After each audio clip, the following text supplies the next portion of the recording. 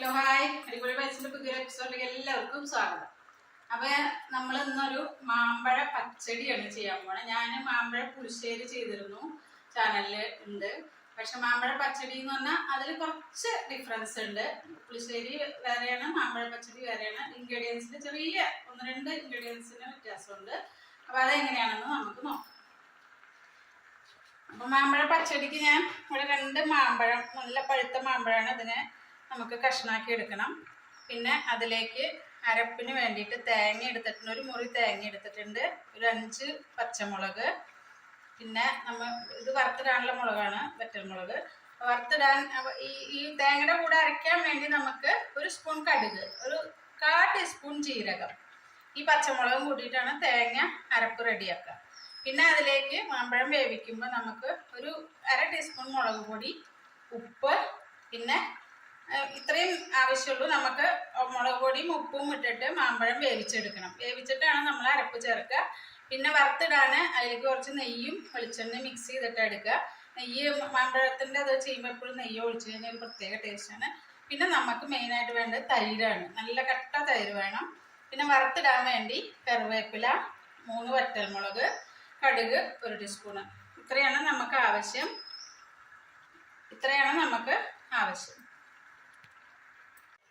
അപ്പോൾ അതേ മാമ്പഴം ഞാൻ ചട്ടിയിലേക്ക് ഇടാൻ പോകണം. നല്ല പഴുത്ത മാമ്പഴം കേട്ടോ, നല്ലോണം പഴുത്തതാണ്. അതിലേക്ക് നമ്മൾ മഞ്ഞൾപ്പൊടി വേണ്ട, എന്ന് വെച്ചാൽ ഈ കറി കുറച്ചൊരു വെളുത്ത് നിറത്തിലായിരിക്കുക. അപ്പോൾ ലേശം മുളക് പൊടി, പിന്നെ 2 പച്ചമുളക് നടുകിനെ കീറിയത്, പിന്നെ ആവശ്യത്തിന് ഉപ്പ്. അപ്പം ഇതിട്ടിട്ട് ഗ്യാസ് ഒന്ന് ഓണാക്കി കൊടുക്കും. ഇത് സിമ്മിൽ വെച്ച് വേവിച്ചാൽ മതി. അതിൽ നമ്മൾ വെള്ളം അങ്ങനെ ഒഴിക്കുന്നില്ല, എന്താ വെച്ചാൽ മാമ്പഴം നന്നായി പഴുത്താണ്, അപ്പോൾ പെട്ടെന്ന് വേവും. അപ്പം തൈര് ഒഴിക്കുമ്പോൾ ഓൾറെഡി ഇത്തിരി വെള്ളമാവും. അപ്പോൾ അത് നോക്കിയിട്ട് മാമ്പഴത്തിൻ്റെ അകത്ത് ഇപ്പം ഇത്തിരി പഴുപ്പ് കുറഞ്ഞാണെങ്കിൽ കുറച്ച് വെള്ളം ഒഴിക്കാം, വേവാൻ ടൈം എടുക്കും. ഇതിപ്പോൾ പെട്ടെന്ന് ഒന്ന് ആവി വരുമ്പോഴേക്കും വേവും. അതുകൊണ്ട് ഞാൻ വെള്ളം ഒഴിക്കുന്നില്ല, ജസ്റ്റ് ഒന്ന് ഒരു മീഡിയം ഫ്ലെയിമിൽ വെച്ചിട്ട് അടച്ചു വെക്കാൻ മതി. നമ്മളിത് അരയ്ക്കാനായിട്ട് തേങ്ങയും പച്ചമുളക് 2 എണ്ണം അതിലിട്ടു. 5 പച്ചമുളക് എടുത്തിരുന്നു, അതിൽ 3 എണ്ണം ഞാൻ ഇതിൽ അരയ്ക്കുന്നുണ്ട്. ഇനി കീറി ഇട്ടാൽ മതിയെങ്കിൽ അത് കുഴപ്പമൊന്നുമില്ല, കീറി തന്നെ ഇടാം. ഞാൻ 2 എണ്ണം അരച്ച് ചേർക്കാമെന്ന് വിചാരിച്ചിട്ടാണ്. പിന്നെ അതേ ജീരകം വളരെ കുറച്ചേ വേണ്ടൂ കേട്ടോ. പിന്നെ നമുക്ക് ഇതൊന്ന് അരച്ചെടുത്തിട്ട് കടുക് വല്ലാതെ അരഞ്ഞു പോയാൽ ഒരു ചുവയുണ്ടാവും. അപ്പോൾ ഇതിനൊന്ന് അരച്ചിട്ട് പിന്നെ കടുക് ചേർക്കാം. അപ്പം ഞാൻ ഇന്നൊരു പകുതി കടുക് ഇതിലേക്ക് അരയ്ക്കാനായിട്ട് ചേർക്കാം, ബാക്കി വറുത്തിടാനാട്ടോ. ഇത്രയും ചേർത്തിട്ടുണ്ട്. ഒരു 1/2 ടീസ്പൂൺ കടുക് ഉണ്ടാവും. ഇതിനെ ഒന്ന് ചതച്ചെടുക്കും. കടുക് അധികം അരഞ്ഞു കഴിഞ്ഞാൽ കയ്പ്പ് വരും. ഇതൊന്ന് ജസ്റ്റ് 2 പ്രാവശ്യം ഒന്ന് കറക്കി എടുക്കണം. അപ്പം കടുക് ഇട്ടിട്ട് ഇതേ ഒന്ന് ചതച്ചെടുത്തിട്ടുണ്ട്. ഇനി നമുക്ക് ഈ തൈര് ഒന്ന് ബീറ്റ് ചെയ്തെടുക്കണം.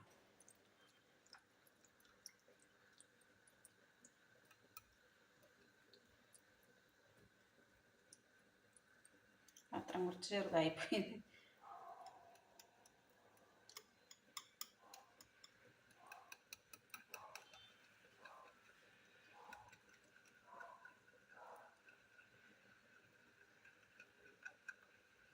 കട്ട കിടന്നാൽ അതിങ്ങനെ അവിടെയും ഇവിടെയും കട്ട പിടിച്ച് കിടക്കും. അപ്പം കറിക്കൊരു ഭംഗി ഉണ്ടാവില്ല. നന്നായിട്ട് ഒന്ന് കട്ടയൊക്കെ ഉടച്ച് എടുക്കണം. ഞാൻ ജീരകം ചേർത്തിട്ടുണ്ട്. ചിലർ പച്ചടിയിൽ ജീരകം ചേർക്കില്ല, അത് ഓപ്ഷണലാണ്. ഞങ്ങൾ ഇവിടെയൊക്കെ പച്ചടിയിൽ ജീരകം കുറച്ച് ചെറുതായിട്ടൊരു ജീരകം ഒരു 1/4 ടീസ്പൂൺ ചേർക്കും. ചിലർ കടുക് മാത്രമേ അരയ്ക്കുള്ളൂ. അതൊക്കെ ഓരോരുത്തരുടെ ഇതാണ്, ഓരോ സ്ഥലത്തും ഓരോ രീതിയാണ്.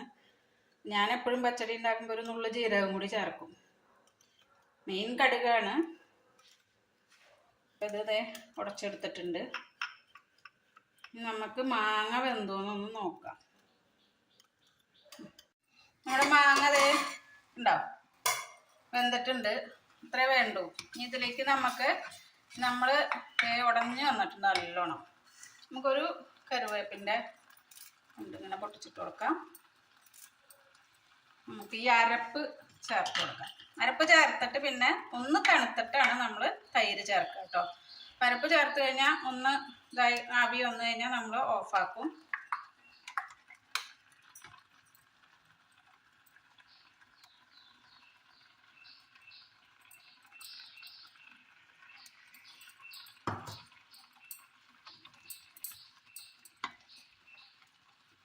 അരപ്പ് ചേർത്തിട്ട് ഇതായിട്ടുണ്ട്. അപ്പം ഇനി നമുക്കിതൊന്ന് ഓഫാക്കി വെക്കാം, ഒന്ന് തണുക്കട്ടെ. ഇത് തണുത്തിട്ടുണ്ട് കേട്ടോ. കണ്ടോ, കളറൊക്കെ ഉണ്ട്. നമ്മൾ മഞ്ഞപ്പൊടി ഇട്ടില്ല, മാങ്ങയ്ക്ക് നല്ല കളറാണ്.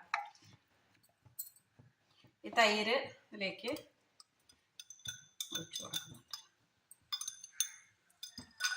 പിന്നെ നന്നായിട്ട്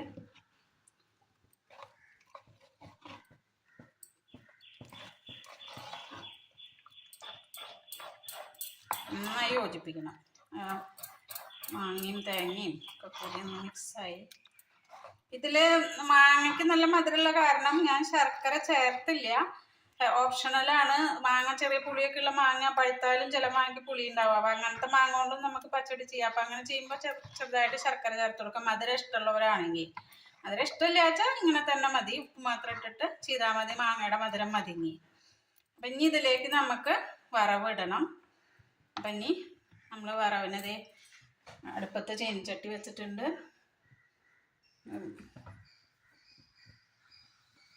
ഇതിലേക്ക് ഇത്തിരി നെയ്യ്, കുറച്ച് വെളിച്ചെണ്ണ,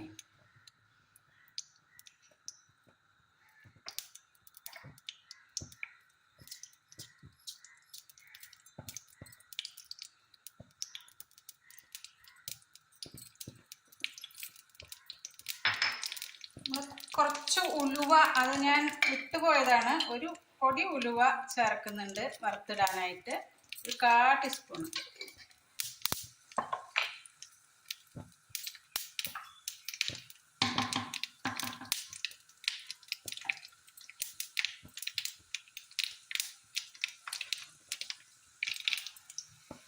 അതിട്ടുണ്ട്.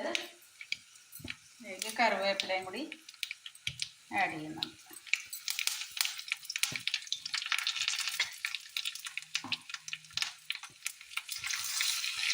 ഇനിയും കടുകൊന്ന് നന്നായി പൊട്ടിക്കഴിഞ്ഞാൽ നമുക്ക് ഇതിലേക്ക് ചേർക്കാം.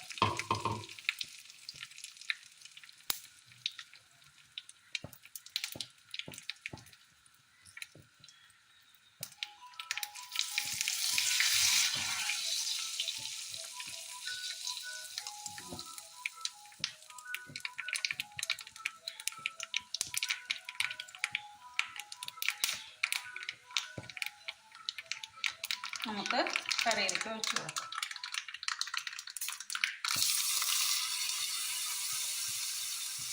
ഓപ്ഷണലാണ്, വേണമെങ്കിൽ ഒരു ലേശം ഉലുവപ്പൊടിയും കൂടി ചേർക്കാം, നിർബന്ധമില്ല. ഇപ്പോൾ നമ്മുടെ മാമ്പഴ പച്ചടി ഇവിടെ റെഡി ആയിട്ടുണ്ട്.